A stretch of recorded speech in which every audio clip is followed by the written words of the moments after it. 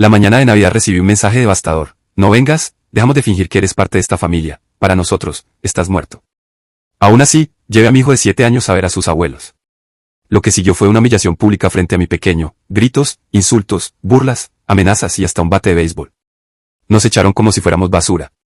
Mi hijo lloraba mientras yo le tomaba la mano y le prometía que todo cambiaría. Una semana después, mi celular estalló con decenas de mensajes desesperados, llamadas sin responder y voces suplicando perdón. 2 días antes de Navidad, recibí un mensaje de texto de mi padre que me hizo lanzar el teléfono contra la pared. No estoy exagerando.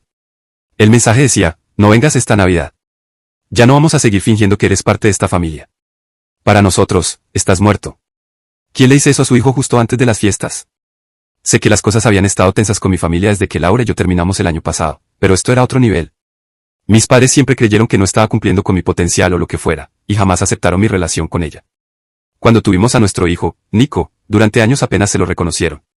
Pero no iba a permitir que simplemente me borraran de sus vidas así. Nico tiene 7 años y estaba emocionadísimo por ver a sus abuelos en Navidad, aunque ellos siempre lo hayan tratado con total desprecio. Nunca le conté lo que decía el mensaje. Pensé en aparecer de todas formas, creyendo que no armarían una cena delante de los vecinos, que tanto les importan. Así que, la mañana de Navidad, manejamos las 2 horas hasta su casa. Nico había envuelto él mismo unos pequeños regalos para todos. Usó su propio dinero y estaba encantado.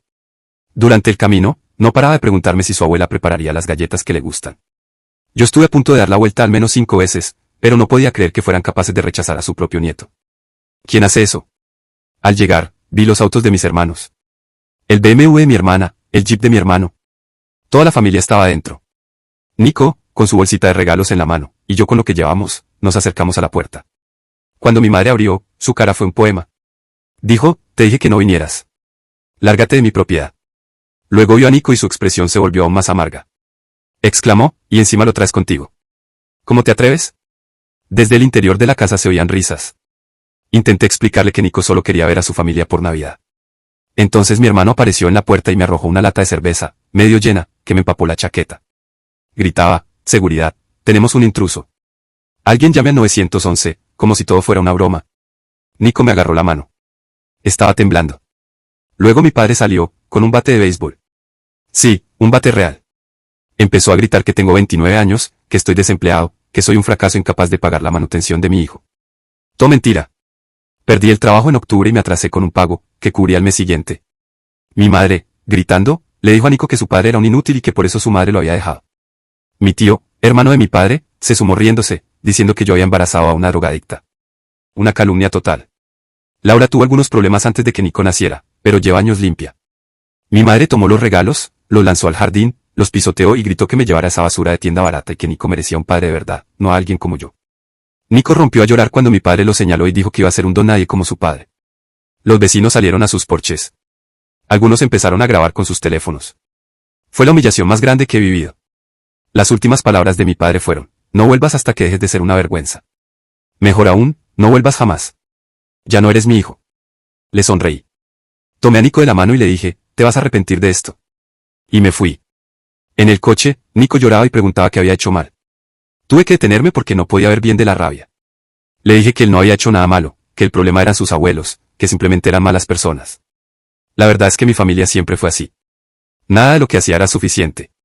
Mi hermano era el deportista, mi hermana, la inteligente, y yo, simplemente el sobrante. Cuando no ingresé en las universidades que ellos querían, me lo hicieron sentir. Cuando empecé a salir con Laura en mis 20 y tantos, la llamaron basura porque no venía de una familia adinerada como la nuestra. Siempre me miraron por encima del hombro. Tras el divorcio, todo empeoró. Me mudé a un lugar más pequeño, comencé de nuevo. A pesar de que veo a Nico todos los fines de semana y varios días entre semana, y me esfuerzo por mantenerlo bien, me consideran un fracaso por no ganar tanto como mis hermanos. Una semana después, a eso de las 11 de la noche, mi teléfono estalló de llamadas y mensajes. Más de 60 llamadas perdidas, 45 mensajes de texto, varios audios llenos de llanto y gritos. Ahora resulta que necesitan algo de mí. Algo que solo yo puedo darles. Y están desesperados. No contesté ni uno. Escuché un solo mensaje donde mi padre sonaba realmente asustado. Bien. Que sufran. Que se revuelquen en su ansiedad. He estado guardando capturas de pantalla, grabando audios, haciendo un plan. Si quieren tratar a mi hijo y a mí como basura, si quieren humillarme frente a todo el vecindario, entonces que asuman las consecuencias. Estoy por hacer que enfrenten cada una de ellas. Actualización. Han pasado 3 semanas desde la tragedia navideña donde mi familia nos humilló a mí y a mi hijo públicamente. Muchos me pidieron una actualización, y vaya que tengo una. Después de ignorar sus llamadas durante días, decidí escuchar algunos mensajes. Mi padre pasó el llámame y Aral por favor, necesitamos hablar, rogar literalmente. Los mensajes de mi madre iban por la misma línea, con un toque adicional de chantaje emocional sobre cómo estaba destruyendo a la familia. No pensaba responderles, pero entonces recibí un mensaje de mi primo Julián. Nunca fuimos muy cercanos, pero siempre fue el único decente del clan. Me pidió vernos para almorzar, dijo que había algo que debía saber. Dudé, pero confiaba en que él no haría una trampa. Nos vimos en una cafetería cerca de mi apartamento. Lo primero que hizo fue deslizarme un sobre. Dentro, una copia del testamento de mi abuelo. Le pregunté qué tenía que ver eso, y me pidió que leyera la página 4, párrafo 2. Resulta que mi abuelo, el padre de mi padre, fallecido hace 5 años, dejó una cláusula muy específica. La casa del lago donde pasamos los veranos está en un fideicomiso, y para poder venderla, todos los nietos deben firmar una autorización al cumplir 30 años. Yo cumplo 30 el mes que viene. El punto es que mis padres están intentando vender esa propiedad. Ya tienen un comprador que ofrece mucho más del valor de mercado, pero quiere demolerla para construir un complejo vacacional. Millones en juego, pero necesitan mi firma, y pronto. El plazo del comprador es el 15 de febrero. Si no tienen todas las firmas, pierden la venta. Julián me mostró correos entre mi padre y el agente inmobiliario. El comprador está listo, pero sin mí no hay trato. Después de que se fue, me quedé en el café 1 hora procesando todo. Años de desprecio, insultos, y ahora me necesitan. Soy la llave para su tesoro. No. Fui a casa de Laura a buscar a Nico para nuestro fin de semana. Mientras él preparaba sus cosas, Laura me vio tan estresado que me preguntó qué pasaba. Le conté todo. Se enojó tanto por mí como nunca antes la había visto, ni siquiera en nuestras peores discusiones. Me sugirió que hablara con su hermano Sebastián, que es abogado especializado en bienes raíces. Al principio dudé. No tengo la mejor relación con su familia desde la separación, pero ella insistió. Así que el lunes por la mañana lo llamé. Resulta que mi posición es aún más sólida de lo que pensaba. No solo tengo derecho a negar la venta, sino que el fideicomiso establece que todos los beneficiarios deben tener acceso a la propiedad. Mis padres llevan años cambiando las cerraduras y los códigos de seguridad para impedirme entrar a la casa familiar. Esa medida, además de cruel, viola directamente lo estipulado en el fideicomiso de mi abuelo. Cuando finalmente obtuve pruebas de esto, decidí llamar a mi padre. Su voz, al responder, tenía un alivio casi ridículo. Fingía estar alegre, como si nada hubiera pasado en Navidad. Lo dejé hablar apenas medio minuto antes de interrumpirlo. Le dije que ya sabía lo de la venta de la casa del lago. Hubo un silencio tenso. Entonces cambió por completo su tono. Intentó justificarlo diciendo que fue una decisión familiar y que el dinero se usaría para el bienestar de todos, incluyendo un supuesto plan de ahorro universitario para los nietos. Le pregunté si eso también incluía o si seguía considerando a mi hijo un MVC, que en ruso significa bastardo. Mi padre recurre a su lengua natal cuando pierde el control. No respondió de inmediato. Luego, sin rodeos, intentó sobornarme. Me ofreció $50,000 en efectivo si firmaba los papeles.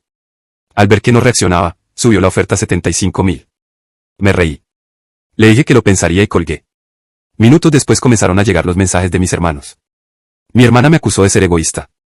Mi hermano me mandó un texto larguísimo sobre la lealtad familiar. Increíble, viniendo del mismo tipo que me lanzó una lata de cerveza frente a mi hijo. Al día siguiente, recibí un mensaje grupal de mi madre dirigido a toda la familia extendida. Decía que organizarían una cena especial ese sábado para sanar las heridas. Qué conveniente que ahora les preocupe la reconciliación, justo cuando necesitan mi firma. Decidí asistir, pero no para reconciliarme, sino para que me miraran a los ojos. El sábado llegué solo a la casa de mis padres. Mi madre preguntó de inmediato por Nico, fingiendo preocupación de abuela.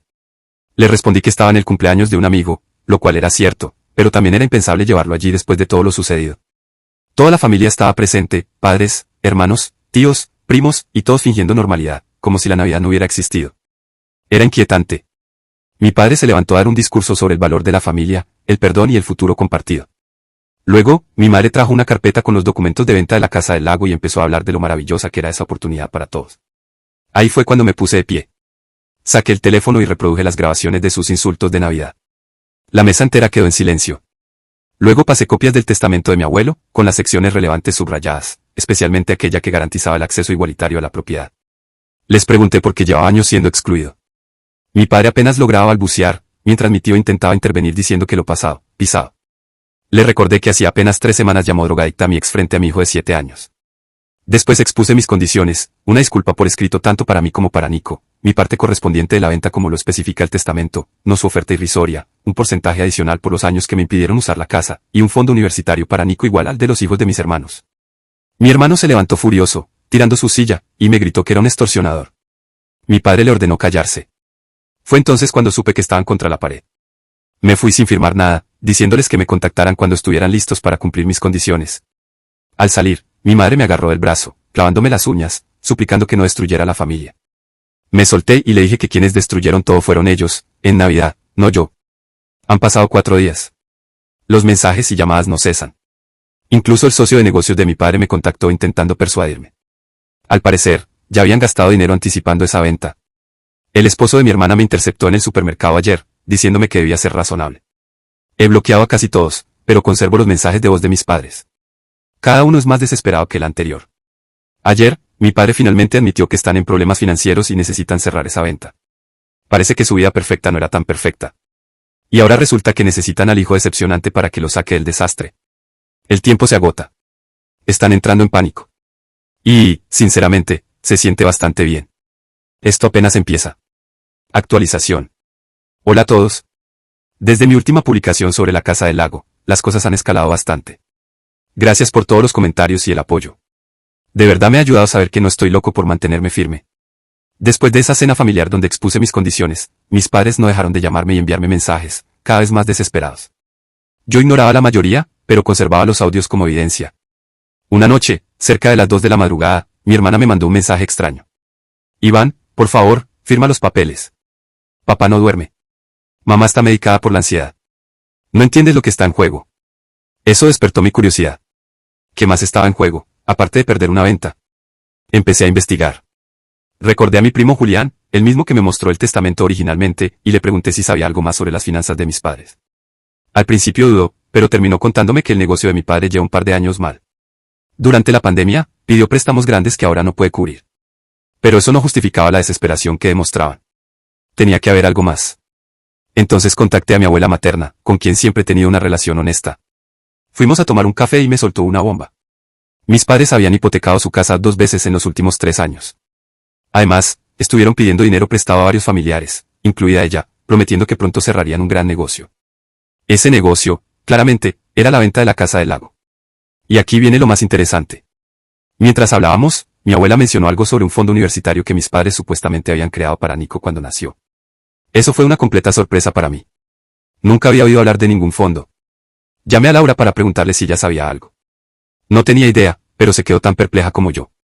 Entonces contacté al asesor financiero de mis padres, el mismo con el que me obligaron a reunirme cuando iba a la universidad para hablar de préstamos estudiantiles. Aún conservaba su número. No pensé que fuera a contarme mucho, pero parece que asumió que yo ya estaba enterado, porque mencionó sin reserva la existencia de una cuenta fiduciaria a nombre de Nico. Me hice el desentendido y le pedí más detalles.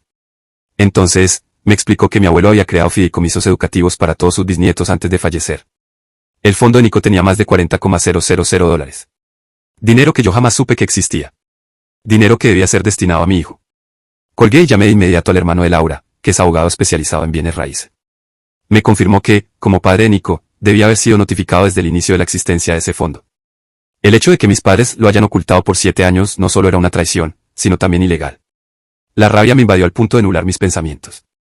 Mientras yo trabajaba 2 empleos para sostenernos y nunca dejaban de recordarme la única vez que fallé con una cuota de manutención, ellos tenían retenido el dinero destinado a Nico, llamándome constantemente un padre irresponsable.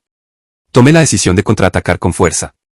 Primero, pedí a Sebastián, el hermano de Laura, que redactara una carta formal exigiendo información inmediata sobre la cuenta fiduciaria de Nico, advirtiendo que emprendería acciones legales si no respondían en un plazo de 48 horas. Después, me dirigí directamente al club campestre de mis padres, ese lugar donde más les importaba su reputación. Era domingo al mediodía, hora del brunch, y su mesa habitual estaba ocupada junto a otras 2 parejas. Caminé hacia ellos sin dudar. La expresión de mi padre al verme fue de puro desconcierto, se levantó de inmediato como si quisiera escoltarme fuera antes de que dijera algo. Me limité a sonreír y colocar 2 documentos sobre la mesa. El primero era una copia del mensaje que él mismo me había enviado días antes de Navidad, donde me decía que para ellos yo estaba muerto. El segundo, una carta legal relacionada con el fondo fiduciario oculto de Nico. Sin elevar la voz, dije lo suficiente alto para que todos en la mesa escucharan. Aún estoy esperando su respuesta sobre los términos de la venta de la Casa del Lago y que, además, necesitábamos hablar del dinero que le estaban ocultando a mi hijo. Una de las mujeres soltó un suspiro audible. Mi madre parecía al borde del colapso. Mi padre me tomó el brazo intentando llevarme aparte, pero me zafé y le advertí que no me tocara. Me dijo entre dientes que necesitábamos hablar en privado. Le respondí que no había nada que discutir hasta que admitieran todo, la Casa del Lago, el fondo de Nico y cualquier otro secreto financiero. El gerente del club se acercó, claramente evaluando si debía echarme. Mi padre reaccionó rápido, asegurando que todo era un asunto familiar. Su rostro reflejaba puro pánico. Le preocupaba más la imagen frente a sus amistades que la realidad de la situación. Me fui sin hacer más escándalo, pero el daño ya estaba hecho. Mi teléfono comenzó a recibir mensajes de mis padres y hermanos. Esa misma noche, uno de mis hermanos apareció en la puerta de mi apartamento, golpeando y gritando que estaba destruyendo la familia. No le abrí. Grabé todo desde dentro y llamé a seguridad del edificio. A la mañana siguiente, mi padre me envió un correo electrónico con documentos adjuntos sobre el fideicomiso de Nico. De repente, estaban dispuestos a transferirme el control total. Qué conveniente. Pero no mencionaban nada de mis otras exigencias respecto a la casa del lago. Claramente querían separar ambos asuntos, creyendo que al ceder en uno, yo olvidaría el otro. No respondí. En su lugar, contacté a la agente inmobiliaria que llevaba la venta del terreno. Me presenté como uno de los propietarios legales y pedí toda la documentación del acuerdo en curso. Al principio dudó, pero en cuanto mencioné los posibles problemas legales por no notificar a todos los propietarios, cambió de actitud. Horas después, tenía el contrato completo en mi bandeja de entrada. Fue entonces cuando descubrí lo grande que era el negocio. No se trataba de un comprador buscando una casa de vacaciones, sino de una empresa desarrolladora que planeaba construir un resort de lujo. El precio de venta era casi el triple del que mis padres me habían hecho creer. Con razón estaban tan desesperados. Envié toda la información a Sebastián, quien confirmó mis sospechas. Mis padres planeaban darme una parte irrisoria, lejos de lo que me correspondía legalmente. Con esa información, envié un solo mensaje de texto a mi padre, ya sé lo de la empresa de desarrollo. Conozco el precio real. El reloj corre hasta el 15 de febrero. Me llamó de inmediato. No respondí. Luego llegaron varios mensajes, una mezcla de amenazas y súplicas. El mejor fue, te arrepentirás cuando necesites nuestra ayuda. Irónico, viniendo de quien ahora depende de mí. Ayer, mi madre se presentó en mi trabajo llorando desconsoladamente. Hizo tal escándalo que mi jefe tuvo que pedirle que se retirara. Me habló de que podrían perder su casa, que los socios de negocios de papá estaban amenazando con demandas, que mis sobrinos se quedarían sin fondo universitario si todo se venía abajo. La miré fijamente y le dije, deberías haberlo pensado antes de decirle a Nico que su padre no valía nada. Antes de tirar nuestros regalos navideños al suelo. Antes de tratarme como basura durante años. Trató de agarrarme del brazo, pero me alejé. Aseguró que estaban molestos ese día, que no quisieron decir lo que dijeron. Me reí. No fue un mal día. Fueron años. Años mirándome con desprecio, cuestionando todas mis decisiones, menospreciando a mi hijo. Cuando entendió que no cedería, cambió el tono. Me acusó de egoísta, de siempre ser problemático, y me dijo que por eso Laura me había dejado. Solo sonreí y me fui. Hoy recibí una llamada de mi tío, el hermano de mi padre. Aquel que una vez dijo que yo había embarazado a una drogadicta. Intentó hacer de mediador. Dijo que todos habíamos dicho cosas de las que nos arrepentíamos y que era momento de avanzar. Le pregunté si se arrepentía de llamar a la madre de Nico una drogadicta delante de él. Balbuceó algo sobre estar borracho. Le colgué. Quedan 10 días para el plazo. Mis padres están cada vez más desesperados. Ya aceptaron cumplir todas mis condiciones iniciales, pero ahora no estoy seguro de que eso sea suficiente. Esto nunca fue solo por el dinero. Es por los años en los que me hicieron sentir como la decepción de la familia. Por haber humillado a mi hijo. Por haber escondido el dinero que le correspondía. Mañana tengo una reunión con la empresa desarrolladora. Mis padres no lo saben. No sé exactamente qué decidiré, pero si tengo claro algo, se acabó. Ellos están a punto de aprender que ese hijo al que despreciaban ahora tiene todas las cartas en la mano, y ya no voy a jugar limpio. Última actualización. Esta semana ha sido una locura total y apenas he tenido tiempo de digerir todo lo que ha pasado. Antes que nada, gracias por el apoyo en mis publicaciones anteriores. Me ha ayudado mucho a mantenerme firme en medio de todo este caos. ¿Recuerdan que agendé una reunión con la empresa desarrolladora sin informar a mis padres? Pues esa reunión lo cambió todo. Llegué al edificio de oficinas en el centro sintiéndome fuera de lugar entre tanta gente en trajes mientras yo iba vestido normal. La recepcionista me miró con extrañeza, hasta que dije mi nombre. Su actitud cambió de inmediato. Me llevaron a una sala de conferencias donde 3 ejecutivos me esperaban. El principal, delgado, empezó preguntando si estaba representando a mi familia. Le dije que no, que venía por mi cuenta y que ellos no sabían que estaba allí. El ambiente se volvió tenso. Me preguntó entonces qué era lo que quería exactamente. Le conté todo, cómo me trataron en Navidad, cómo ocultaron el fondo de Nico, cómo intentaban estafarme en el trato de la casa. Les mostré las grabaciones de aquella noche y algunos mensajes amenazantes de mis hermanos. Lejos de incomodarse, Delgado parecía intrigado. Dijo que había negociado únicamente con mi padre y que desconocían los conflictos familiares. Luego me preguntó si estaba allí para bloquear la venta. Ahí solté la bomba. No me oponía a la venta en sí, pero quería negociar directamente con ellos. Delgado explicó que el terreno era ideal para su proyecto, pero necesitaban todas las firmas antes de la fecha límite o irían por otra ubicación. Me preguntó qué necesitaba para firmar. No pedí más dinero. Hice 3 solicitudes, que mi parte del pago fuera entregada directamente a mí, que se incluyera un pequeño espacio conmemorativo en honor a mi abuelo, dueño original del terreno, y que el resort cambiara su nombre de Gates Resort a Nico H. Resort, en honor a mi hijo. Delgado se quedó en silencio un momento y luego estalló en carcajadas. Durante 2 décadas de carrera en el sector inmobiliario, el representante de la empresa me confesó que jamás había visto a alguien pedir derechos de nombre en lugar de exigir una mayor suma de dinero. Su tono era de respeto. Después de varias negociaciones, llegamos a un acuerdo, cumplirían todas mis exigencias y, además, me otorgarían una pequeña participación en el desarrollo final. Delgado, el representante legal, mandó redactar nuevos documentos en ese mismo momento. Firmé un preacuerdo antes de retirarme. Al salir, Delgado me estrechó la mano y comentó con una media sonrisa, tu familia realmente te subestimó, ¿verdad? Esa frase me dejó una sensación extrañamente reconfortante. Mientras manejaba de regreso a casa, el teléfono no dejaba de vibrar. Mi padre, de alguna manera, se había enterado de la reunión, probablemente por alguien dentro de la empresa. Sus mensajes pasaban del desconcierto al pánico y luego a la furia. Lo mejor de todo, no respondía a ninguno. A la mañana siguiente, recibí un correo oficial de la empresa confirmando el acuerdo y notificándome que ya habían informado a mis padres sobre los cambios. Una hora después, mi padre apareció en la puerta de mi apartamento, golpeando con fuerza. Abrí, pero no lo dejé pasar. Intentó forzar la entrada, pero bloqueé el paso y le dije con firmeza que no era bienvenido. Estaba completamente rojo, temblando, gritándome que no tenía derecho a actuar a sus espaldas, que estaba robándole a la familia, que siempre había sido egoísta. Me limité a reír y pregunté si ya había terminado. Eso lo enfureció aún más. Empezó a gritar que ellos me habían criado, que habían pagado mi educación. Le recordé que todo lo había financiado con préstamos estudiantiles. Además, hacía apenas 2 meses me había dicho que ya no era su hijo.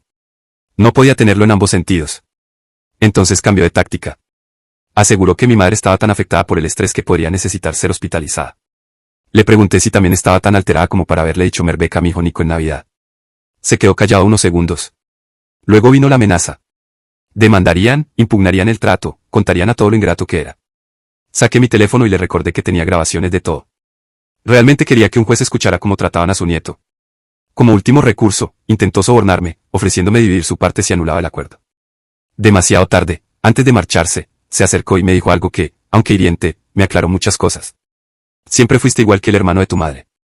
Terco, problemático, creyéndote mejor que los demás. Luego se fue, dejando tras de sí un silencio denso. El hermano de mi madre se quitó la vida cuando yo era pequeño. Nunca se hablaba de él, aunque llegué a escuchar murmullos sobre depresión y adicciones. Comprendí entonces que, durante toda mi vida, mi padre me había estado comparando con él. Todo cobró sentido, su constante desconfianza hacia mis decisiones, su distancia emocional, su trato distinto hacia mí respecto a mis hermanos. Me veían como una bomba de tiempo, alguien destinado a explotar igual que mi tío. Esa revelación no me hizo perdonarlos, pero sí me ayudó a comprender la lógica retorcida con la que me habían tratado. Al día siguiente, mi madre envió un mensaje grupal anunciando una reunión de emergencia familiar en su casa esa misma noche. Indicaba que era obligatoria para todos, incluso para la familia extendida. Estuve a punto de ignorarla, pero decidí asistir, una última vez. Llegué deliberadamente tarde. La sala estaba llena, mis padres, hermanos con sus parejas, mi abuela, tíos, primos, incluido Julián. El ambiente se volvió tenso en cuanto crucé la puerta. Mi padre empezó con un discurso sobre la importancia de la unidad familiar y cómo el actuar por cuenta propia en asuntos de negocios era una traición al núcleo familiar. Algunos asentían. Luego mi madre tomó la palabra, entre lágrimas, diciendo que esta situación estaba destruyendo a la familia, que siempre habían querido lo mejor para mí, pero que yo había tomado decisiones dañinas para todos. Manipulación pura. Mi hermana intervino diciendo que sus hijos dependían del dinero de la venta para pagar sus estudios. Mi hermano mencionó la casa de vacaciones que pensaba comprar con su parte. Yo escuchaba en silencio. Finalmente, mi padre me pidió que diera mi versión. Me levanté, conecté mi móvil a la televisión y reproduje el video grabado en Navidad. Todo, sus insultos, las latas de cerveza, el bate, como humillaron a Nico frente a los vecinos. Silencio absoluto. Después mostré grabaciones de voz y capturas de los mensajes que enviaron después, no los desesperados, sino los manipuladores y amenazantes. También expuse los documentos del fideicomiso de Nico, que me ocultaron durante años. Al terminar, varios familiares miraban a mis padres con incredulidad. Mi abuela lloraba sin disimulo. Incluso mis hermanos parecían incómodos. Aclaré que no estaba bloqueando la venta, esta seguía en pie. Expliqué los términos del acuerdo, incluyendo el memorial para mi abuelo y que el complejo llevaría el nombre de Nico. Recalqué que todos recibirían su parte. No había quitado dinero a nadie. Mirando a mis padres, dejé claro que esto no se trataba del dinero, sino de que, por una vez, enfrentaran las consecuencias de sus actos. Que entendieran que no podían desechar a las personas y luego pedirles favores. Mi padre intentó interrumpir, pero fue mi abuela quien lo mandó a callar. Nunca antes había visto algo así. Cerré mi intervención con 2 anuncios. Primero, tomaría el control total del fideicomiso de Nico y cualquier asunto relacionado con él pasaría exclusivamente por mí. Segundo, usaría parte de mi participación para crear una fundación en nombre de mi tío materno, centrada en salud mental para jóvenes. Ese comentario hizo que mi madre soltara un suspiro ahogado y se desplomara en una silla. Me fui sin esperar respuestas. Mientras salía, Julián y algunos primos me alcanzaron. Me dijeron que no sabían lo mal que estaban las cosas ni lo que pasó en Navidad. Julián incluso se disculpó por no haberme apoyado antes. La venta se concretó hace 3 días. El dinero fue depositado directamente en mi cuenta. Los desarrolladores enviaron a Nico una maqueta del complejo con su nombre. Estaba encantado. Desde la reunión, mis padres han guardado un silencio inquietante. Mis hermanos han enviado mensajes cautelosos, intentando acercarse ahora que recibieron su parte. Demasiado tarde, Laura y yo llevamos a Nico a un parque de diversiones para celebrar. Fue la primera vez en meses que lo vi reír sin esa preocupación constante en su rostro. Esa noche me preguntó si podríamos visitar pronto a sus abuelos. Le expliqué que eso probablemente no ocurriría en mucho tiempo, tal vez nunca. Lo pensó un momento y luego dijo, está bien. No eran muy buenos, de todos modos. A veces los niños entienden más de lo que imaginamos. La documentación para la fundación ya está en trámite.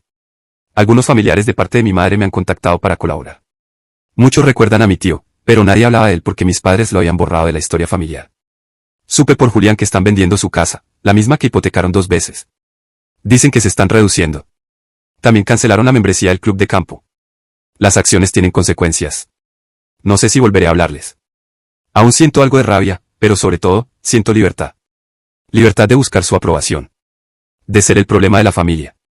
La construcción del complejo comenzará el próximo mes. Nico y yo estaremos en la ceremonia de inicio. Mis padres no han sido invitados. A veces, la mejor forma de vengarse no es una estrategia compleja. Es simplemente tomar las riendas, poner límites y dejar que otros se enfrenten a las consecuencias de sus propios actos. Ese mensaje de Navidad donde me decían que estaba muerto para ellos fue, irónicamente, el mejor regalo que me han dado. Me mostró quiénes eran en realidad, y me dio el impulso que necesitaba para dejar de permitir que definieran quién soy.